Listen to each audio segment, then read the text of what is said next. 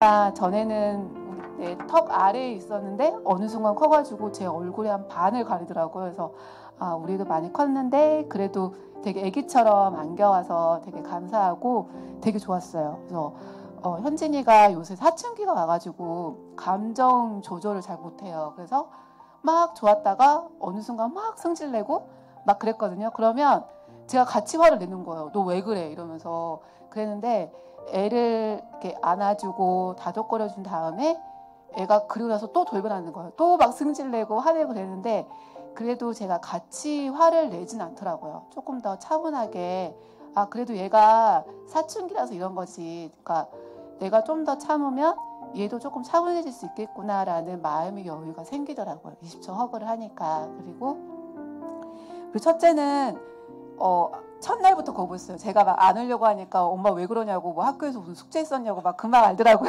이제 새학교 고학년이니까. 그래서 그냥 이렇게 20초 동안 이제 저희 큰애 등 쓸어주기를 했는데 이제 저희 애가 되게 공부도 되게 많이 하고 숙제도 되게 많아졌어요. 이제 8월 달에 중졸 검정고시를 앞두고 있어가지고 되게 공부량이 많아졌는데 제가 이렇게 막 쓰다듬어 주니까 이렇게 뭔가 삐죽삐죽했던 마음들이 조금 가라앉는다는 게 되게 느껴지더라고요. 그래서 되게 감사했고 제가 좀 더 다독거리는 말을 이렇게 더 많이 할 수 있게 돼서 참 감사했었습니다. 그리고 20초 허그를 저희 가족 중에서 제일 좋아하는 게 저희 남편이었어요. 그래서 쉬는 날에는 저희 남편이 아침, 점심, 저녁으로 해달라는 거예요. 진짜. 그래서 네, 근데 남편을 이렇게 딱 안아주면서 느끼는 게 되게 남편도 되게 바깥에서 되게 치열하게 생활하고 있었구나. 근데 밖에서도 누가 이렇게 따뜻하게 위로해 주는 사람이 없었고 가정에서도 따뜻하게 위로를 해준 사람이 없었던 거예요. 이렇게 생각을 해보니까. 그래서 되게 20초 동안 이렇게 안아주니까 되게 뭔가 남편도 긴장도 많이 풀어지고 이렇게 웃는 얼굴이 더 많아지더라고요. 그래서 그전에는 되게 주말 내내 되게 혼자서 에너지를 충전했어야 되는 사람인데 어느 순간 현지나 밖에 나가서 체육 활동을 하고 이렇게 좀 바뀌더라고요. 하는 게. 그래서 되게 감사했었어요. 그래서 우리 가정에 좀 이렇게 좀 긍정적인 변화가 올 수 있게 돼서 참 감사했고 감사 나눔은 이제 서로 너무 바쁘니까 이렇게 한 자리에 앉아서 매일매일 나누는 게 되게 힘들어서 냉장고에다가 자석 칠판을 사서 붙였어요. 그래서 한 줄씩 돌아가면서 그때그때 생각나는 거를 쓰는 걸로 제가 했거든요. 그래서 첫날은 그냥 되게 막연하게 뭐 은성이는 살아있어서 감사 막 이렇게 적고 아빠도 그냥 매일매일 감사 이렇게만 적었었는데 이제 시간이 지날수록 조금 더 구체적으로 감사 제목을 나눌 수 있게 돼서 되게 좋았고 그렇게 하니까 먼저 긍정적인 말들이 먼저 나오기 시작하더라고요. 그러니까 나 너무 힘들어 숙제 많아 막 이것보다는 뭘 감사해야 되지? 이걸 먼저 생각하게 돼서 참 좋았고 그리고 이렇게 한 줄씩 써가면서 또 그게 또 우리 가정의 대화 주제가 되더라고요. 뭐 무슨 일이 있었는지 일부러 물어보지 않아도 냉장고에 써 있는 거 보면서 이러이러한 일이 있었구나. 학교에서 이런 일이 있었구나. 이렇게 나눌 수 있게 돼서 참 좋았습니다. 네. 좀 시간 초과됐나요? 아니 괜찮아요. 네네네. 네. 그래서 그리고 이제 첫 번째 과제가 이제 가치로 훈육하기인데 제가 좀 성격이 급해가지고 바로바로 지시하는 게 너무 제가 습관이 돼서 이게 좀 제일 많이 힘들었어요. 가치로 훈육하기가. 그래서 솔직히 이거는 잘 많이 못했는데 이제 서현 선생님이 그저께 저한테 전화 주셔가지고 부탁을 드려서 그날 저녁에 처음으로 같이 훈육하기를 했는데 그게 뭐냐면 현진아 우리 이부자리를 아침에 일어나서 한번 정리를 해보자. 이렇게 정리를 하면은 네가 뭔가 억지로 일어났으니까 학교 가야 되고 일어났으니까 밥 먹어야 되고 이게 아니고 내가 스스로 뭔가 하루를 정돈을 하면서 시작을 할 수 있어라고 얘기했더니 현진이가 그 이야기를 학교 선생님인지 어디서 들었나 봐요. 그래서 자기도 그런 이야기를 들었다고 이렇게 해주면서 하기로 약속을 했고 그래서 오늘 아침에 처음으로 현진이가 스스로 정리를 했어요. 그래서 물론 제 기준에는 좀 한참 좀 미달하긴 하지만 그래도 했다는 거에 대해서 본인도 되게 뿌듯해하고 저도 솔직히 이부자의 정리를 한 적이 없거든요. 아침에 일어나서. 근데 저도 이렇게 딱 정리를 하고 하루를 시작하니까 누구한테 뭐 억지로 하는 게 아니라 내 스스로 뭔가 하루를 시작했다는 느낌이 드니까 되게 좋더라고요. 이렇게 되게 사소한 거고 이런 습관이 중간에 또 없어질 수도 있긴 하지만 이렇게 좋은 긍정적인 경험이 또 하나 생겼다는 거에 대해서 되게 감사하고 좋았습니다. 그래서 사후과제를 하면서 물론 아이도 성장했지만 제가 보기에는 오히려 저하고 저희 남편이 더 성장을 많이 한 것 같아서 참 감사했고 이제 숙제 이번에 과제로 받은 그 숙제 제목이 뭐죠? 숙제의 힘에서도 나오지만 챕터에서 보면은 아이는 부모를 보고 배운다는 챕터가 있더라고요. 그래서 정말 이렇게 부모가 성장을 해야지 아이가 그거를 보고 이렇게 따르는구나라는 생각이 들었어요. 그래서 말로만 해라가 아니라 이렇게 행동으로 내가 먼저 보여줘야 된다는 게 다시 한번 깨닫게 되었습니다. 네, 감사합니다. 네. 네, 너무 감사합니다. 우리 다음에는 우리 윤재 아버님 나오셔서 나눔해 주실 텐데 큰 박수로 환영해 주세요. 그 현진이 어머니 말씀 들어보니까 왜 어머니를 뒤로 하려고 했는지 알 것 같아요. 끝이 좋아야 되거든요. 끝이 좋은데 저는 그러면 한번 해보도록 하겠습니다. 그 기정 선생님께서 이제 전화를 주셨을 때 이제 두 가지 생각을 했어요. 하나는 이제 막 안 하고 싶다 이런 생각을 처음 했어요. 이제 제가 이제 말씀 좀 나누고 좀 고민하다가 바로 한다고 그랬습니다. 이제 그게 이제 힘들지만 저한테는 좀 이제 도움이 될 거라는 생각을 좀 했고 실제로 이제 책도 다시 복습을 하고 이제 앞으로 어떻게 해야 될까 그런 걸 고민을 하면은 좋은 시간이 되었고요. 두 번째는 제가 이제 사후 과제를 이제 적었는데 제가 잘 못 적었거든요. 잘 못 적었는데 감사요법도 잘 못했다고 적고 그렇게 했는데 기성 선생님이 저를 선택을 하신 이유가 다른 아버지들한테 용기를 주려고 선택을 했구나. 그래서 한다고 그랬습니다. 그래서 부족한 저도 나왔는데 아버지들 저를 보고 용기를 얻으시길 바라고요. 저희 지난번 모임에 아버지들만 이렇게 조를 만들어 주셨어요. 그래서 어머니들이랑 함께 있을 때 잘 하지 못하는 그런 얘기들도 많이 있었는데 사실 아버지들의 그런 어떤 솔직한 삶이나 어떤 삶의 무게에 대한 그런 이야기들 나누면서 되게 좋았습니다. 아버지들, 네, 화이팅입니다. 이제 사후 과제는 이제 가치로 훈육하기, 감사요법, 20조 허그하기 이제 세 가지가 있었는데 허그는 이제 많이들 하셨을 것 같아요. 근데 저는 이제 아들이다 보니까 거의 레슬링을 그러니까 안 하려고 했는데 또 제가 또 이제 막 붙잡고 막 했는데 싫어하진 않더라고요. 싫어하진 않고 이제 제가 귀에다가 막 이제 사랑한다고 속삭이니까 막 이제 미치려고 그러긴 했는데 제가 몇 살까지 할 수 있을지는 모르지만 계속 해볼 생각이고요.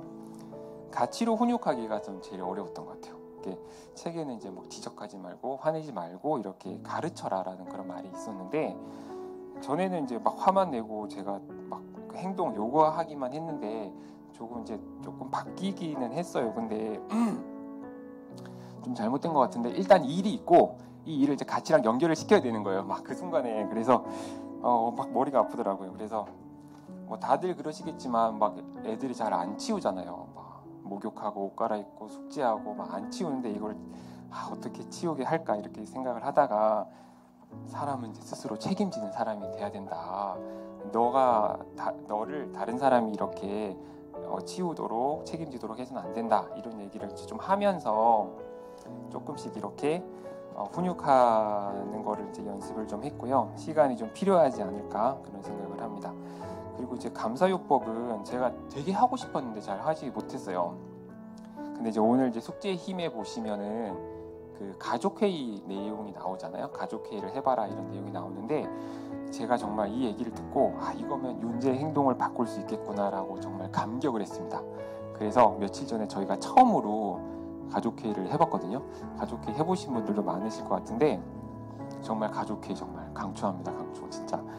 저기 이제 윤재가 진짜 목욕을 안 하고 목욕시키러 보내려면 정말 힘들었거든요. 막 정말 너무 힘들었는데 이제는 이제 저녁밥 먹고 바로 목욕하러 가요. 정말 자동으로 가거든요. 제가 이제 가족회의를 이거 하는 시간은 아니지만 가족회의 준비를 되게 열심히 했어요. 회사에서보다 더 열심히 했어요. 막 이렇게 정말 회의록 만들어서 뭐 이렇게 하니까 이게 무슨 정식 회의처럼 얘가 되게 진지하게 받아들이더라고요. 한 시간 넘게 했던 것 같아요, 진짜. 처음에 네 명이 같이 시작하다가 엄마랑 누나는 가버리고 둘이서만 정말 엄청 회의를 했는데 이제 회의 이제 시작 그 순서를 이제 만들 때 이제 처음에 이제 돌아가면서 감사하기를 이렇게 했거든요. 이제 그렇게 하니까 이제 엄마 아빠가 되게 이제 솔직하게 이제 감사에 대해서 이렇게 감사를 하는 모습을 보고 아이들도 좀 잘 하지는 못했지만 아직 꾸준히 이제 가족회의를 하면서 아이들도 이제 달라질 수 있을 거라고 생각을 합니다. 자, 마지막으로 이렇게 부끄럽지만 이제 용감하게 나온 제 자신한테도 일단 감사를 하고 경청해 주신 모든 부모님과 선생님들께도 감사드립니다. 고맙습니다. 네, 우리 그 용기 내셔서 그 나눔을 해주신 우리 두 분 부모님께 다시 한번 감사의 박수 부탁드리겠습니다. 너무 감사합니다. 이 나눔의 힘이 바로 우리에게 그 운동성을 주는 것 같아요. 이게 어떤 특별한 사람, 어떤 특별한 환경에서만 하는 게 아니라 우리가 같이 할 수 있다. 그리고 지난 강의 때 교장 선생님께서 라이즈 투게더를 이야기하셨잖아요. 이게 바로 그 자리이지 않을까. 결국에는 일으켜 세우려면 먼저 일어나 있는 아니면 일어나려고 노력한 사람들이 있어야 되잖아요. 그 한 사람이 일어나게 되면 그 주변의 사람들도 같이 일어날 수 있다. 이게 우리가 지금 하고자 하는 본질적인 이야기예요. 이 세음학교 학부모로서 그 이전에 기독 학부모로서 그 이전에 성도로서 주님의 부르심에 합당하게 반응하는 삶, 그게 이 부모 교육을 4차에 걸쳐서 하는 이유인 것 같아요. 오늘 그래서 저는 부모님들과 함께 숙제의 힘 다 읽으셨나요? 다 읽으셨죠? 5년 전에 저랑 같이 신편입생 부모교육 때 이걸 하셨어요. 기억하세요? 다 제가 이제 익숙한 또 이제 새로 오신 부모님들 계시지만 5년 전에 이걸 했을 때와 지금 다시 이걸 하는 저의 마음도 많이 다르더라고요. 처음 이 강의를 제안받았을 때 제 안에 많은 고민이 있었어요. 왜냐하면 이미 5년 전에 제가 할 수 있는 모든 그 부분을 다 나누었다라고 생각을 했어요. 그리고 이미 부모님들께서 이 숙제의 힘에 대한 내용들을 다 알고 계세요. 그런데 제가 왜 이걸 다시 해야 될까라는 의문을 가지고 이 강의를 부탁을 받았어요. 그래서 이 책을 읽으면서 분명히 우리 6학년, 5, 6학년군 선생님들께서 이걸 제안하신 이유가 분명히 있을 텐데 불과 이 강의를 하기 한 3일 전까지도 제가 맥락을 못 잡았어요. 너무 어렵더라고요. 뭐가 어렵냐면 대체 무엇을 이야기해야 되지? 다시 이미 이 습관과 관련된 내용들을 알고 계신 부모님께 다시 처음부터 자율양육부터 미디어, 숙제, 관계, 칭찬 이걸 이야기해야 될까?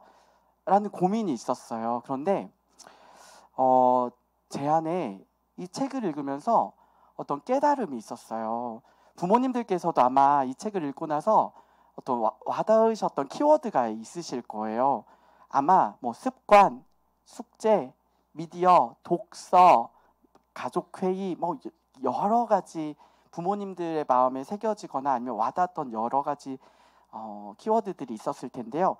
제게 와닿았던 키워드는 바로 이거예요. 육의 회복. 그러니까 이 습관은 결국 우리의 몸을 움직여서 우리의 몸이 어떠한 방향성을 향해 가도록 그 마음을 정하고 그대로 행동을 하는 거잖아요. 그러니까 이 숙제의 힘을 읽으면서 느꼈던 것은 이건 단순히 우리의 습관을 바꿔야 된다. 우리 자녀에게 이러한 태도를 가르쳐야 된다를 뛰어넘어서 하나님이 우리에게 영과 육을 주셨는데 특별히 우리 육의 영역에서 하나님께 기쁨이 되고 영광이 되는 그 모습이 어디서 나타날까라는 고민을 했을 때 그건 다른 것이 아니라 영과 연합한 육체 안에서, 그러니까 우리의 삶 안에서 이 하나님이 우리를 창조하셨던 그 모습 그대로 본연의 모습이 드러난다라는 생각이 들었어요. 그래서 저에게 느껴졌던 키워드는 바로 육의 회복이에요. 육.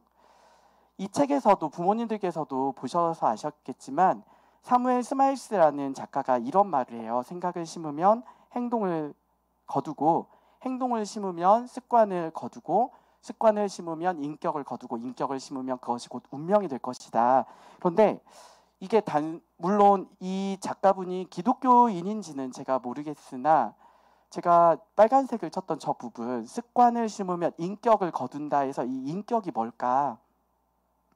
저는 성품이라는 생각이 들었어요. 성품은 어떤 상황과 어떤 환경에서도 그 사람이 가장 중요하게 여기는 본질적인 것을 향하여 행하는 나의 생각과 말과 행동인 거잖아요. 그러면 이 사무엘 스마일스라는 작가가 습관을 심으면 인격을 거두고 그 인격을 심으면 그것이 곧 운명이 된다 했는데, 그러면 우리는 우리의 습관을 심어서 어떤 성품을 우리 자녀들에게 물려주고 싶은가? 좀 더 폭넓게 말하면 우리 자녀들이 옳은 가치를 알고 그리고 삶에 대한 태도를 의식한다면, 그러면 그 옳은 가치 속에서 어떠한 삶에 대한 태도를 갖추고 생각하고 말하고 행동할 것인가? 그것이 우리 자녀들의 평생을 살아갈 일관된 삶의 모습이라는 생각이 들었어요. 이제 여담이긴 한데요. 제가 대학부 시절에 광화문에 있는 내수동교회에서 대학부 생활을 했는데 지금 생각해도 참 좋았던 교회예요. 여전히 제가 사랑하는 교회인데, 그 교회에서는 남자 대학생들과 여자 대학생들이 지방에서 올라온 학생들이 많거든요. 그러면 이 서울 동서남북을 중심으로 생활 공동체라고 해서 전셋집을 얻어줘요. 그러면 그 전셋집 안에 뭐 형제들은 형제들끼리, 자매들은 자매들끼리 한 6명에서 8명 사이가 같이 공동체 생활을 하는 거예요. 그런데 공동체 생활에서 우리가 중요하게 여기는 것이 몇 가지가 있어요. 그 중에 한 가지가 주일 예배를 성수하는 것. 그리고 두 번째가 공동체 안에서의 가정 예배를 드리는 거예요. 그런데 제가 대학부 2학년, 그러니까 21살, 2살 이때쯤에 가정 예배를 드리는 날인데 학교에서 축구를 했는데 너무 재밌는 거예요. 그래서 늦게까지 축구를 하고, 그리고 친구들이랑 밥 먹고 이제 늦게 가정 예배가 거의 끝날 때쯤 이제 간 거죠. 그리고 그때는 이제 저희 선배들이 이제 별 얘기를 안 했어요. 그런데 그 다음에 제가 생활 공동체에서 제 동기, 그러니까 동갑인 친구가 2명 있었는데 그 친구랑 같이 농구를 하러 갔어요. 가정 예배를 드려야 되는 시간에 농구가 너무 재밌는 거예요. 그래서 또 가정 예배를 빠졌어요. 그랬더니 저희 형님들이 불러셔가지고 이 생활 공동체에서 우리가 같이 예배드리고 같이 한 마음으로 하나님을 만나고 우리가 변화되는 것들이 너무 필요하다. 저희에게 이렇게 조언을 해주셨죠. 그때 제 마음에 아니 디모데전서 4장 8절에 육체의 연습은 약간의 유익이 있다고 했는데 그럼 이것도 유익이 있잖아. 그래서 제가 형 근데 육체의 연습도 필요하지 않아요. 제가 그 당시에 이렇게 이야기를 했거든요. 근데 이 숙제의 힘을 제가 읽으면서 이 말씀이 떠올랐어요. 육체의 연습에는 약간의 유익이 있으나 경건은, 제가 그 뒷부분은 저의 그 뇌리에는 그 당시에 남아있지 않았던 거죠. 육체의 연습에만 꽂혀 있어가지고. 근데 그 뒤에 경건은 범사에 유익하니 금생과 내생의 약속이 있느니라. 그러니까 여기서 말하는 경건은요, 하나님을 향한 우리의 마음의 자세인 거죠. 그러니까 그 절대자, 그리고 절대자가 창조해 주신 이 삶의 모든 영역에 대해서 그 주권을 인정하는 마음, 그러니까 경외하는 마음이 우리의 일상의 모든 것에 유익한데, 그게 지금 우리가 살아가고 있는 이 2023년도뿐만이 아니라 우리가 죽은 후에 갈 그 영원한 하나님 나라에서도 매우 유익하다는 그 약속이라는 거예요.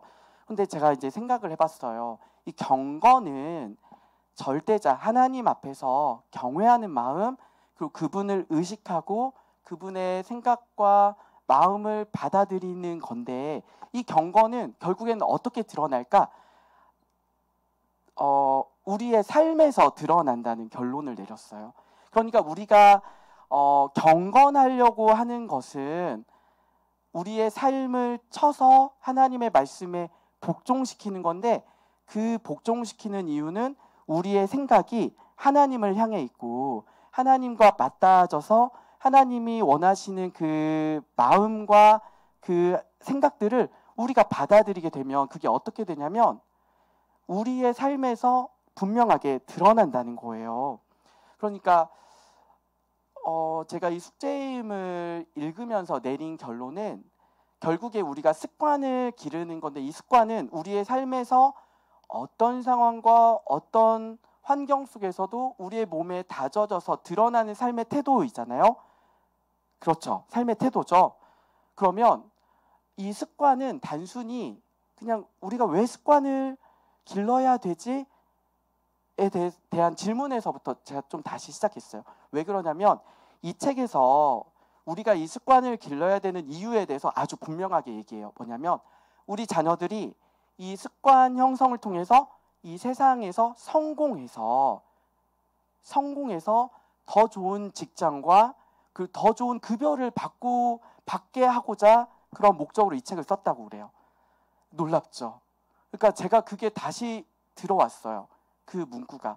그러면 우리는 왜 습관을 기르게 하려고 할까요? 우리 아이들이 좀 더 좋은 직장, 좀 더 좋은 삶, 아니면 돈을 더 많이 벌기 위해서, 성공하기 위해서 이 습관을 기를까요? 물론 그것도 필요하죠. 이 아이가 일상에서 이 습관을 통해서 어떤 자율성과 자기 주도성과 내가 좋아하는 것에 최선을 다해서 성공된 삶을 살 수 있죠. 그런데 우리가 추구하는 것은 그 성공이 아니라는 거죠. 우리가 추구하는 것은 우리가 이루고자 하는 이 습관이 사실은 하나님이 우리를 창조하셨던 그 본연의 모습을 회복하는 것에 있다. 그래서 제가 그걸 이틀 전에 깨달았어요. 이틀 전에 우리가 왜 이 숙제의 힘을 다시 강의를 하지? 이건 하나님이 우리에게 주셨던 것을 회복하기 위해서구나. 그러면 우리가 회복해야 될 이 영역은 바로 지난 강의 때 교장 선생님이 말씀하셨던 우리 자녀들에게 꼭 남겨줘야 될 두 가지, 옳은 가치와 삶을 대하는 태도. 이게 뭘까요? 이게 바꿔 말하면 경건이죠.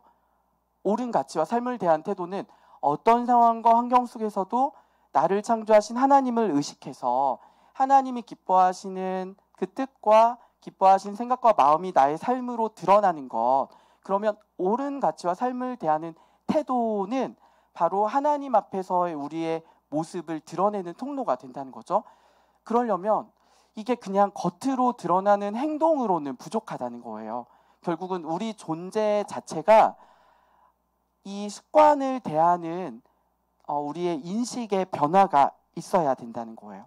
그래서 이 숙제의 힘을 제가 다시 읽으면서 어떤 걸 느꼈냐면, 우리가 이 숙제의 힘을 읽고 나서 저도 실수한 건데, 얘들아, 아빠가 책을 읽었는데 그 책에서 너희들의 습관을 형성하는 것이 매우 중요하다라고 이야기를 하고 어떤 겉으로 드러나는 모습의 변화를 요청을 했다면, 이번에 책을 읽고 나서는 결국에는 부모의 문제구나. 이 자녀의 생활 리듬이 흐트러진 것과 자녀가 어수선한 것과 우선순위를 결정하지 못하는 것은 결국에는 하나님이 나에게 주셨던 본연의 모습을 회복하지 못한 부모의 모습이 그대로 자녀에게 전달되었구나.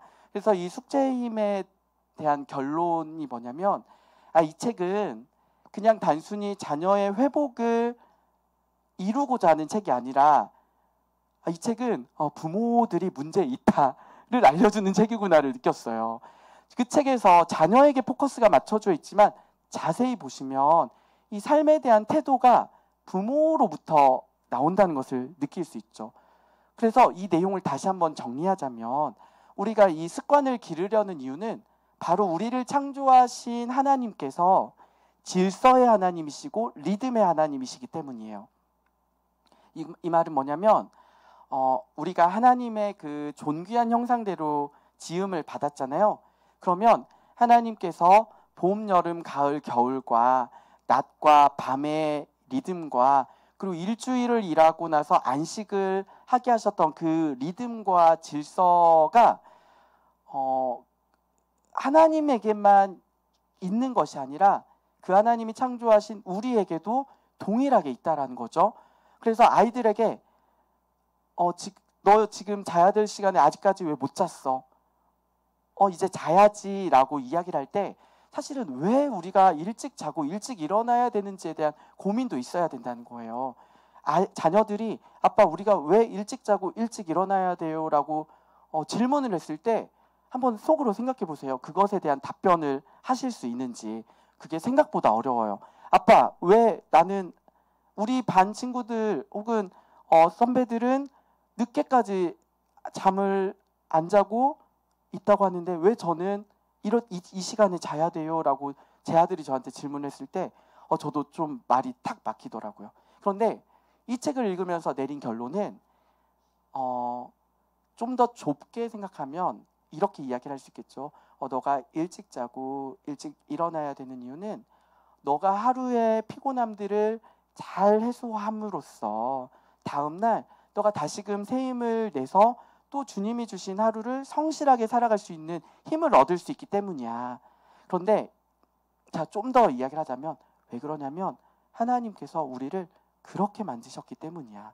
하나님께서 우리에게 이런 리듬을 주셨어. 그리고 그 리듬 안에서 살아가는 것은 단순히 잠을 자는 것뿐만 아니라 너가 음식을 골고루 먹어야 되는 것, 그리고 학교가 끝난 후에 집에 왔을 때 무엇을 해야 되는지에 대해서 선택하는 것, 이 모든 것이 지금은 우리가 혼란스러울 수 있지만 그렇지만 하나님은 우리에게 사실은 그 신비를 숨겨두셨어.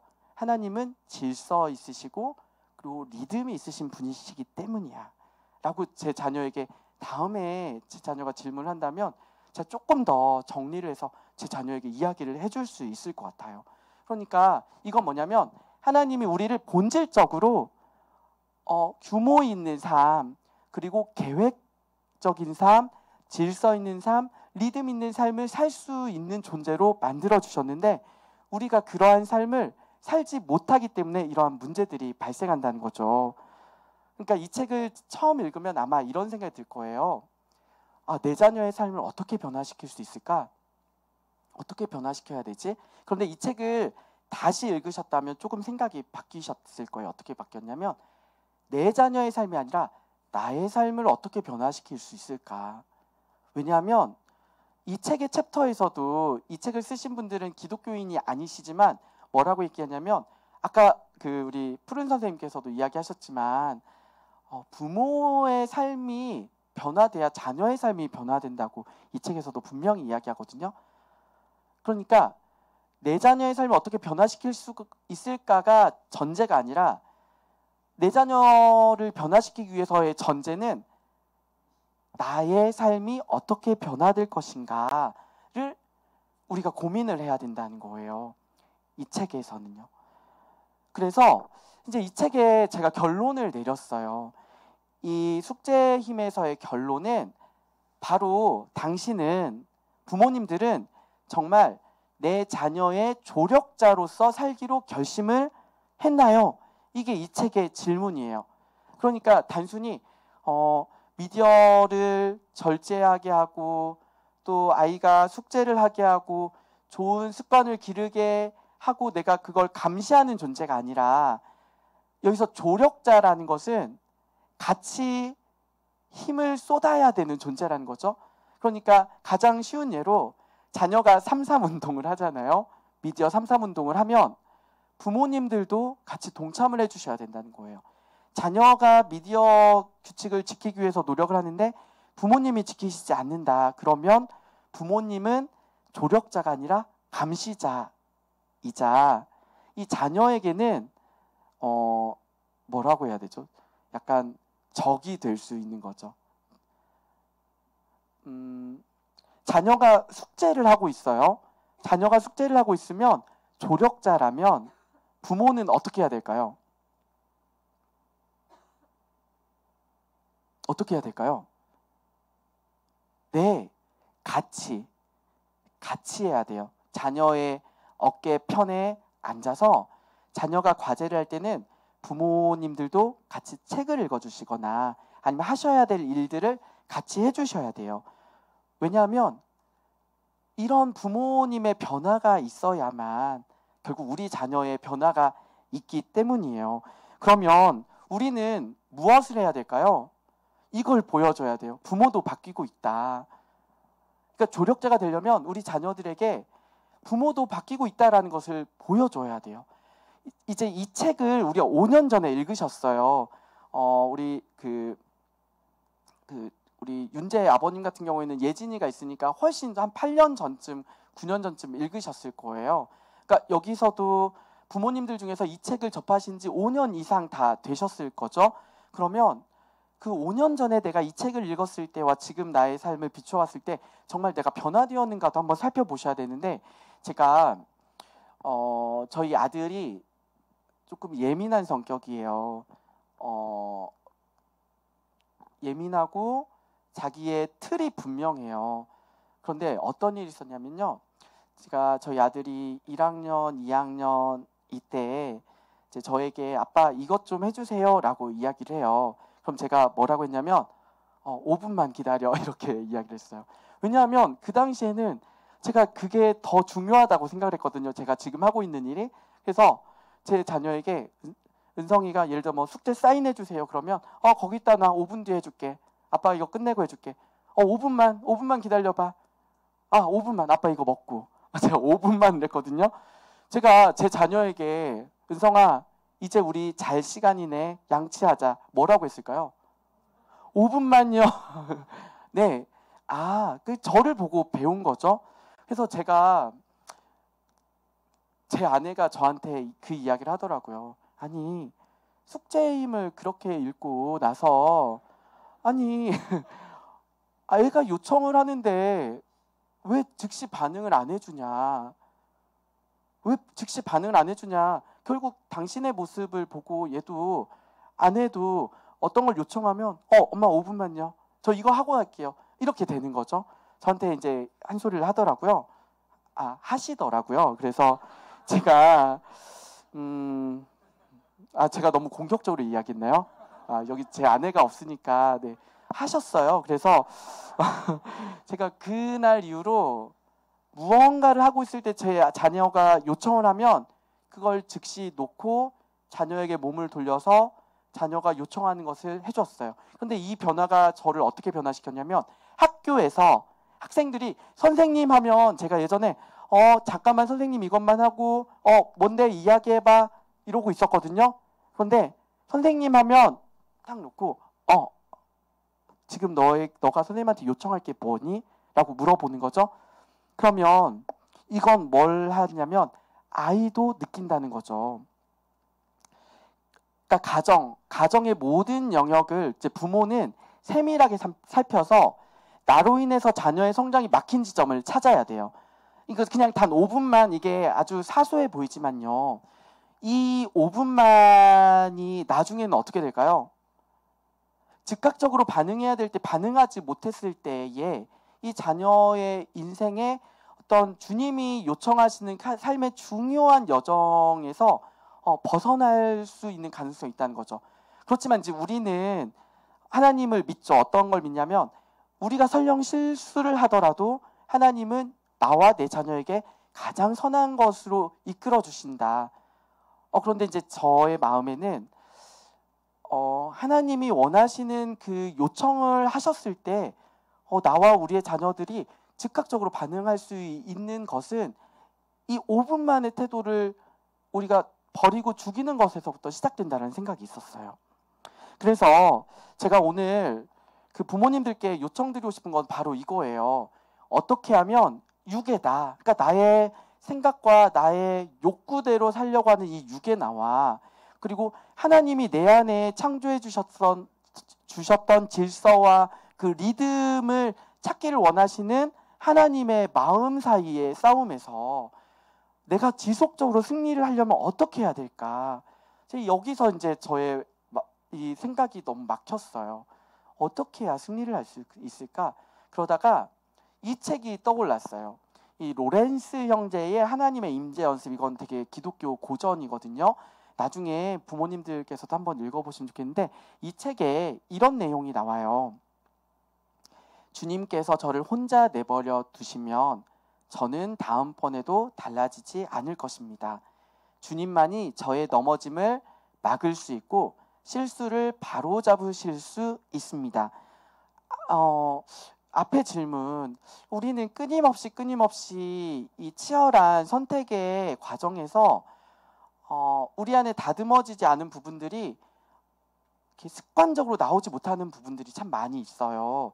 그런데 제 마음에 모든 영역을 습관으로 가져갈 수 있을까?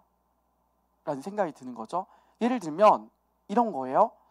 우리가 친구랑 다툼이 있을 때, 혹은 가정 안에서 자녀와 자녀 사이에 다툼이 있을 때 그 다툼을 끝내잖아요. 다툼을 끝낼 때 사과를 하잖아요. 그렇죠? 그런데 이 사과를 하는 게 습관이 된다 하더라도 극심한 어떤 상황에서, 그리고 극도로 긴장되거나 아니면 예측 불가능한 상황에서 그 일이 벌어졌을 때 이게 습관으로서 사과할 수 있을까? 라는 생각이 드는 거예요. 그러면 우리가 의식해야 되는 것은, 아까 처음에 말했던, 우리가 이 습관을 기르고자 함은 하나님이 우리에게 주신 그 성품을 삶에서 드러내는 건데, 그 성품이 경건, 하나님을 의식하는 거라고 했잖아요. 그러면 우리가 이 자녀의 성품을, 그 습관을 기르기 위해서 우리와 우리의 자녀에게 있어야 될 것은 딱 하나, 여러 가지 있겠지만 그 중에 가장 중요한 것은 바로 이거예요. 성령님의 도우심. 그러니까 이 성령님의 도우심을 구한다는 것은 자녀가 기계적으로 어떤 행동을 하는 것을 뛰어넘어서 이 상황에서 하나님이 가장 적절하게 나에게 훈련시키시고 연습시켜 주셨던 그 많은 행위 혹은 생각과 마음가짐 속에서 나는 어떤 것을 선택해야 될까라는 그 중요한 갈림길에서 성령님의 도우심을 구하지 않고서는 우리가 이것을 할 수 없다는 거죠. 이제 제가 좀 정리를 하려고 하는데요. 오늘 강의를 부모님들께서 들으시고 조금 당황하셨을 수도 있을 것 같아요. 왜냐하면 이 숙제의 힘은 어떤 삶의 습관을 기르기 위한 다양한 방법들을 어떻게 해야 될 것인가, 예를 들면 미디어나 시간 관리나 아니면 독서 습관이나 숙제 습관에 대해서 어떻게 해야 될 것인가를 이야기할 거라는 예상을 하시고 오셨을 수도 있을 것 같아요. 그런데 제가 부모님께 말씀드리고 싶은 건, 정말 이 숙제임의 본질이 뭐냐는 거죠. 이 숙제임에서는 세 가지를 이야기해요. 규칙을 통한 습관 형성, 선택할 수 있는 자율성 부여, 그리고 노력에 대한 칭찬, 과정과 존재적 칭찬이에요. 근데 이 자율양육의 핵심에서 우리가 기독교적으로 이걸 다시 바라본다면 두 가지를 더 기억해야 돼요. 첫 번째는 우리 자녀들이 어떤 존재인가를 기억해야 된다는 거죠. 우리의 자녀들은 하나님의 존귀한 형상대로 창조되어진 존재예요. 이걸 우리가 기억해야 돼요. 이걸 기억하는 건 뭐냐면, 내 자녀에게 이것들을 충분히 할 수 있는 능력을 주님이 주셨고, 지금 설령 나의 자녀가 그런 행동을 하지 못한다 하더라도 그 존재 자체로서 이 자녀가 하나님의 자녀로서 하나님이 맡겨주신 것들을 감당할 수 있는 능력을 갖춘 아이로 자랄 것에 대한 내 안에 소망과 꿈이 있어야 된다는 거예요. 두 번째는 그럼에도 불구하고 죄로 인하여 타락한 이 세상 속에서 우리 자녀들이 거룩한 존재로 되기 위해서는 연습과 훈련이 필요하다는 거예요. 이 두 가지를 기억하셔야 돼요. 이 습관 형성에서는. 왜냐하면 이걸 기억하지 못하면 자녀의 행위의 변화로만 가게 돼요. 그러면 겉으로 드러난 변화만을 보게 된다면 자녀가 부모님이 함께 하시지 않는 시간, 교사가 함께 할 수 없는 시간, 자기 스스로 선택해야 될 그 시간에는 변화되지 않았던 속마음의 그 선택들을 하게 된다는 거죠. 두 번째는 자녀를 존귀한 형상대로만 본다면 이 자녀가 갖추어야 될, 연습해야 될 영역에 대한 부모님이 해주셔야 될 그 노력들을 놓칠 수가 있어요. 그러니까 두 가지를 기억하셔야 되는데, 하나님의 존귀한 형상대로 지어진 존재이자 죄로 인하여서 타락한 존재이기 때문에 우리 부모의 도움이 필요하다는 거예요. 그래서 오늘 결국에는 다시 본질 육아의 그 이야기로 돌아가는 거예요. Rise Together. 자녀들이 삶에 대한 올바른 태도와 습관을 기르는 것은 다른 게 아니에요. 이 자녀들에게 주님이 나를 따르라 라고 이야기했을 때에 그 영역이 학습의 영역이든 아니면 관계의 영역이든 아니면 정말 이 자녀들이 나중에 직업을 가지고 하나님이 무너진 세상의 이 영역에서 너가 이 일들을 감당해 주길 원한다라고 이렇게 부르셨을 때에 이 습관은 다시 바꿔 말하면 하나님을 의식하고 삶을 살아가는 이 경건의 태도는 자녀들로 하여금 주저하거나 아니면 그 자리에 나아갈 수 없는 상태로 머물러 있지 않고 하나님이 부르셨을 때 즉각적으로 반응해서 나아갈 수 있는 존재로 만들어 준다는 거죠. 그러니까 제가 강조하는 것은 습관의 태도가 아니에요. 습관의 태도가 아니라 우리가 우리의 자녀에게 무엇을 물려줘야 될까, 그리고 이 습관이 왜 길러져야 될까에 대한 인식이 있다면 부모님들, 제가 이제 세영 선생님 계셔서 이런 말은 좀 제가 좀 조심스럽긴 하지만 우리가 미디어를 내 자녀가 3.3 운동을 하는데 4시간을 봤어요. 4시간을 봤어요. 그러면 어떻게 하실 건가요? 이게 만약에 우리가 행동의 수정을 요청한다면 4시간 본 것 자체는 아주 큰 문제일 수 있다는 거죠. 그런데 우리가 이 자녀가 이 습관을 왜 길러야 되는지, 그리고 이 습관을 기르는 그 과정 가운데 있는 존재라는 것을 기억한다면 다시금 자녀에게 라이즈 투게더를 요청할 수 있다는 거죠. 괜찮아, 우리 다시 노력해보자. 설령 부모가 실수했다 하더라도 괜찮아, 아빠 괜찮아요, 제가 용서할게요. 아빠 우리 같이 실수할 수 있잖아요. 같이 일어서요. 결국에는 부모님들도 자녀들도 서로가 서로의 조력자가 되어야 된다는 거예요. 제가 이제 마무리를 하려고 합니다. 우리가 결국에는 세상을 살리는 하나님의 일꾼으로 우리의 자녀를 기르기 위해서 이 자리에 모이셨잖아요. 그러면 저는 우리 자녀들에게 단순히 적어도 6학년이면 하루에 60분은 책상 위에 앉아 있어야지, 적어도 6학년이면 3.3 운동 우리 그동안 열심히 했던 거 이제는 지킬 수 있어야지, 숙제 따박따박 해야지로 자녀를 판단하는 게 아니라, 지금 이 자녀가 이 습관을 기르는 이것은 하나님이 우리 자녀에게 심겨주신 그 가치와 가능성을 나중에 주님이 나를 따르라 라고 요청했을 때에 기꺼이 따를 수 있는 그 자리까지 나아가는 존재로 만들기 위해서 우리가 이것을 한다라는 우리 안에 자부심이 있었으면 좋겠어요. 그 자부심이 있다면 자녀들에게 한결 더 여유롭게 우리 라이즈 투게더, 부모가 옳은 가치와 그리고 삶에 대한 그 태도를 부드럽고 그리고 깊이 스며들 수 있고, 그리고 이 아이의 삶에 평생에 남을 수 있도록 전달할 수 있다는 거죠. 이제 마치려고 합니다. 부모님들을 생각하며 아가서 2장 10절 말씀이 떠올랐어요. 같이 한번 읽어볼까요? 시작. 나의 사랑하는 자가 내게 말하여 이르기를 나의 사랑 나의 어여쁜 자야 일어나 함께 가자. 네, 우리에게 필요한 건 하나님이 나를 이 사랑하는 존재로 보셨다는 것과 그 우리 자녀를 이렇게 나의 사랑 나의 어여쁜 자야 일어나 함께 가자라고 말하는 존재로 부르셨다는 거예요. 그러니까 부모님들은 이중 구조 안에 있으신 거죠. 하나님 앞에서 사랑스러운 자고 어여쁜 자이자 부모 자녀 관계 속에서 나의 사랑스럽고 어여쁜 자에게 함께 가자라고 요청할 수 있는 참 놀라운 복된 존재시라는 거예요. 그래서 오늘 부모님들께서 이 책의 어떤 행위뿐만이 아니라 이 책을 통해서 주님이 주시는 이 마음과 그리고 나의 삶을 살펴보게 하는 그 영역에서 정말 뭐가 우리에게 변화되어져야 되고 필요한 건지에 대한 고민들이 이 이후의 나눔에서 있었으면 좋겠습니다. 그래서 제가 3가지 질문을 가지고 왔어요. 네, 첫 번째는 우리 가정과 자녀에게 좋지 않은 영향을 주었던 나의 습관이 무엇인지를 좀 같이 한번 살펴보았으면 좋겠어요. 두 번째는 그렇다면 이 상황에서 내가 나의 자녀를 성장시킬 수 있는 조력자로서 내가 무엇을 노력해야 되는지, 그리고 어떤 것들을 노력하고 있는지를 좀 같이 나눠주셨으면 좋겠고요. 마지막으로는 우리 가정의 습관으로 우리가 함께 라이즈 투게더 하고 싶은 영역이 어디인지를 같이 이야기를 나누어 주셨으면 좋겠습니다.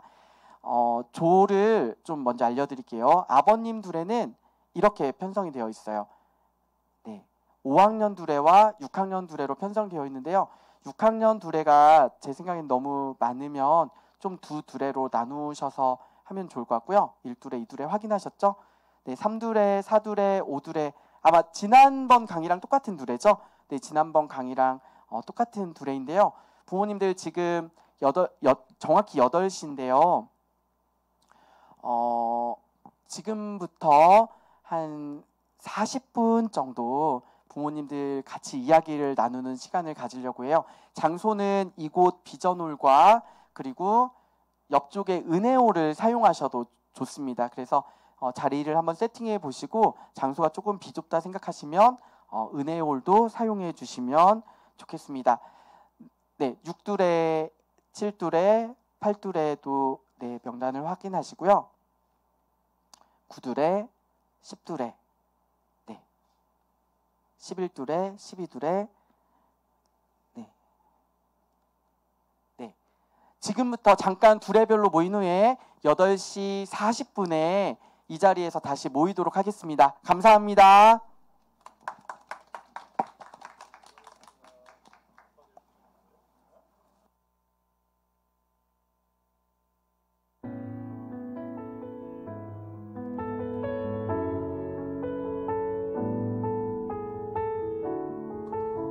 네, 가능하면 이곳에서 하셔도 좋을 것 같습니다. 네, 가능하시면 저기 안쪽에도 공간이 있거든요. 그래서 가능하면 이곳에서 보여주시면 좋겠습니다.